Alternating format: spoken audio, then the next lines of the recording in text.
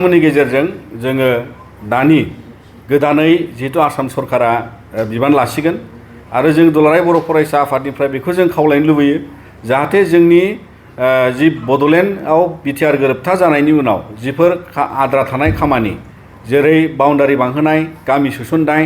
लोगोसेयै संबिधानिक जे एमेन्डमेन्टनि सायाव आसाम सरकारा राहा लानांगौ पार्लियामेन्टनि एमेन्डमेन्टखौ जाहाथे 125 एमेन्डमेन्टखौ बिथांमोना मावनायाव मदद खालामगोन आरो बेबादिनो गुबुन गुबुन जोंनि भेन्सार स्कुलनि जेंनाखौ समाधान खालामनायाव बड'लेण्डनि जे आयेन पास खालामनाय जिखौ लानानै 6.3 नि इमप्लिमेन्टेसननि बाथ्रा दङ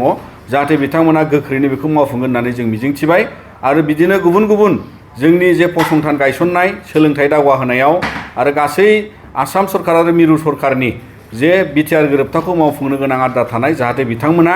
बयबो जाहाथे बड'लेण्डनि आरो आसामनि गासै एमएलए मन्थ्रि जाय बिथांमोना बिबान मोनगोन जाहाथे गासैबो बर' माहारिनि आरो गुबुन गुबुन एनडिएफबिनि जाय बिथांमोननि केस उइथड्रलनि खोथा दङ आरो बायदि बेबादि माखासे जुजिनाय थासारि दंबावो आयेनिक भाबे जायखौ आसाम सरकारा मदद खालामनांगौ आरो जायनि सायाव जोंनि बड'लेण्डनि बा बड'नि जायफोर एमएलए मन्थ्रि मोनगोन बिथांमोना जाहाथे बेफोर बिथिङाव नोजोर बोनानै माहारिनि दावगानांगौनि थाखाय आरो जोंनि आसाम बा बड'लेण्डआ दावगानांगौनि थाखाय बेफोर समाधाननि लामाखौ बरनगोन जों नोंथांमोननि गेजेरजों दिनैहाय गोदानै बिबान मोनगोन बा आसाम सरकार दागोन बिथांमोनखौ जोङो खावलायहरो।